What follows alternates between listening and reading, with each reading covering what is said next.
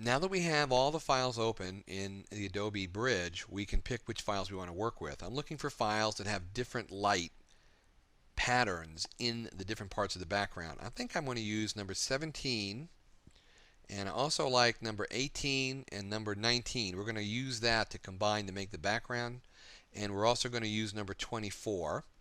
So by doing a Command R, or in the PC a Control R, we will open them up in the Camera Raw out of the bridge. So the four of them are open. And this is not about the right color, or the right profile, or what's good or bad about the numbers. This is about sort of an artistic effect. This one here, I want to make sure that I like this one, as that it obviously doesn't burn up in the highlights. It looks fine. Everything looks really good just the way it is.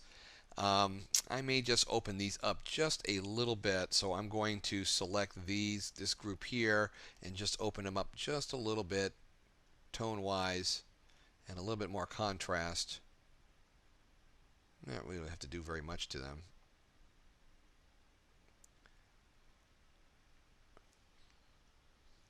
That's about right there. I'm going to say select all, and let's open up all the images into Photoshop. And I think I'll do Window, Arrange, Tile, and that'll help us see what's going on a little bit here. We're going to do something kind of interesting. We're going to switch the channels out on these images right here. I think I'm going to do this in, there's a lot of different ways we can do this. I think to make it understandable for you, I'm going to try it this way. We're going to look at this main shot, and we're going to duplicate the main layer so that we have a background layer and a copy of the background layer. This is a shot we're going to use on top. So we're going to turn this off. We'll make this into a layer. And this is a shot in which we're going to make into the background.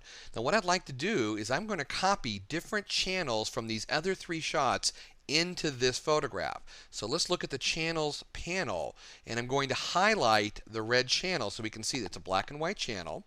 And we're going to go to this image over here, and we're going to highlight the red channel right there. We'll do a Command A or Control A to select the channel, or select the image. Go to the same thing here. And I'm going to hold down my Shift key. So while we're selected on these channels, I can actually move the channels from one to the other. Now, if I just took this channel with my Move tool and dragged it over here and let it go anywhere, you'll see that it just arrived anywhere. Command Z that. But if I hold that down with my Shift key and drag that over here and let go, it replaced itself on that red channel in this photograph. I'm going to do the same thing here, except for I'm going to do a Command A, and then we're going to go to the green channel. We'll go to this guy here and go to the green channel, and we'll go back, and with Move tool, holding my Shift key down, I will drag the green channel down to this image, and it just replaced the green channel here. I'm going to go to the third image, go to the blue channel, and make sure that we're on the blue channel here. And with this one, I'm going to hold down my Shift key, and I'm going to make sure it's Command A, and I'm going to hold the Shift key down and drag that over and replace that. Now what's happened is when I start adding these channels back together, all of a sudden I've got a whole new kind of image, a sort of a kaleidoscope effect image on that particular layer, with the normal shot perfectly registered on top of that. So we don't need these anymore. We can go ahead and close these off. Don't save that one. Now we have this guy open. We don't need the obviously you can see what's happened here with the different channels. If I turn that off, you can see how each channel, if we look at them individually, the light is in a different spot. Now when the light is in the same spot on all three channels, it makes normal light, but because when it comes in on three different places, it mixes the colors into this sort of rainbow effect. Now it's kind of a hit and miss thing. You sort of practice with moving the lights in and out and which ones work better. We can certainly play around with a hue saturation layer to change the colors around if we needed to, but this gives you the basic effect here. Now I'm going to go back to my layers channel, my layers panel, sorry, and I'm going to turn on my top layer, and I'm going to add a black layer mask. Now if I just click the layer mask icon, we get, whoops, wrong channel, wrong layer, obviously, got to be on the right layer.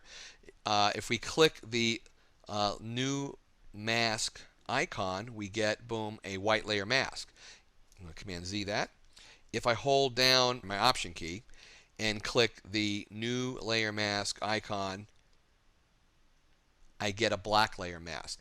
This allows me to sort of do two steps into one and hides the layer because black conceals, white reveals. So let's go ahead and get a paintbrush. We're going to make sure we're on a white color. We're going to paint with a sort of a soft brush.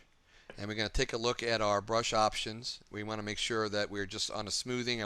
This is what I'm looking for. It starts out round and big and works our way through.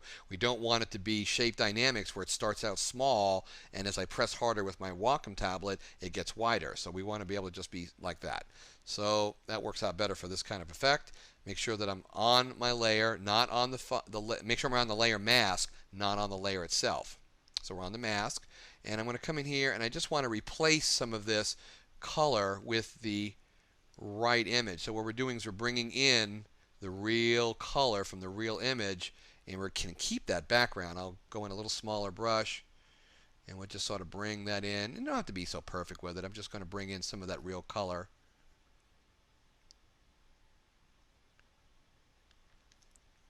And a little bit of the color on the up here is fine. I like that. And just a little bit, I'm just going to kind of paint a little information. It's kind of looking nice in here.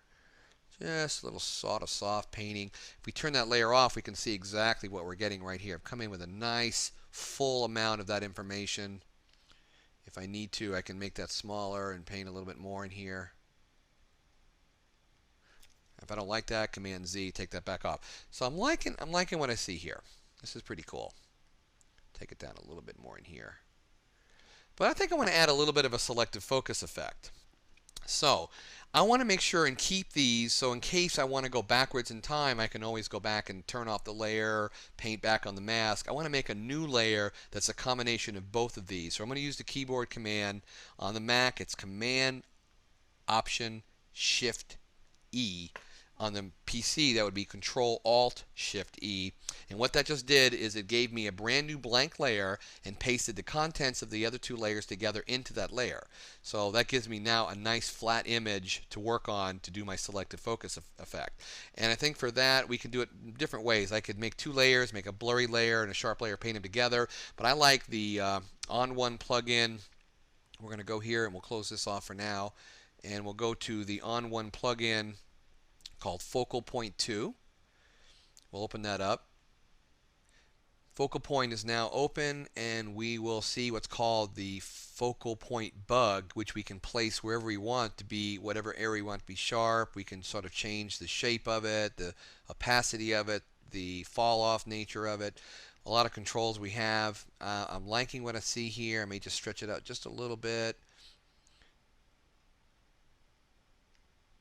And a little bit farther down this way, just to make the background go out of focus a little bit. Now, if I want to paint a little more information, if I'm not getting enough sharpness here, I can go to the brush tool, and it says here paint focus. So I can come in here and just paint just a little bit.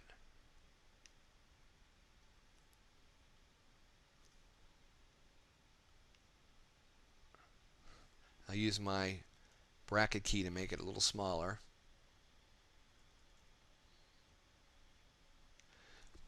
And I feel that's looking pretty good there. And we'll apply it to the file. Now what this will do is generate an entire new layer with a selective focus image. And with that, I think we're happy with the look of this, and we didn't use any colored gels and didn't have to use a selective focus lens, but we created a much more interesting product shot. You know, I take that back. We got to do one more thing. I think it's always one more thing you want to do. So let's take a look. Let's do this. Let's go to our layers panel. And we have our out of focus and our selective focus layer. We have our combined layers, everything together. Let's do one more thing. Let's add a little bit of a motion blur or a circular blur to this. Let's duplicate this layer one more time, and we'll go to Filter, Blur. Let's do a radial blur. I think we're going to try to put the blur about there. Hit OK. We're only going to use a very, very small part of this blur, just a little bit on the edges of the airplane. If I've got that right, it should be a little off center. We should be able to get a little bit of a blur to make a little motion look to it. Okay, what I'm going to do now is add a black layer mask to that layer. So I'm going to hold down my Option key, click the new layer mask icon, and get a paintbrush with just a white brush. I'm going to make it somewhat bigger, and it's going to be very, very low flow, high opacity, low flow, like 5, and just start bringing that in a little bit.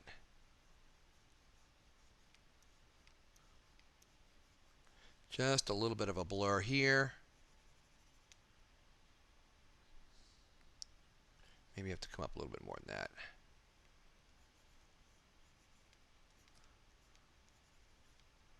Start coming in here. Just add a little touch of blur to this here.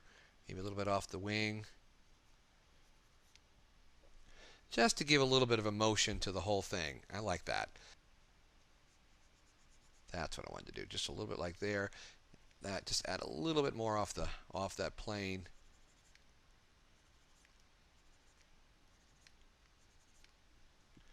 Just a little bit. That's what I'm looking for. Now we got it. And I think that will do it. So in this case, we've mixed the channels to create the color, and we have then used focal point 2 to give us a selective focus, and then we've added a radial blur just to put a little bit of a motion blur into our toys to kind of give us the motion of it sort of spinning around in a circle. So all in all, it's given the thing from just a very, very plain shot with one light and a fill card to adding lots of color and lots of motion and some other things to it.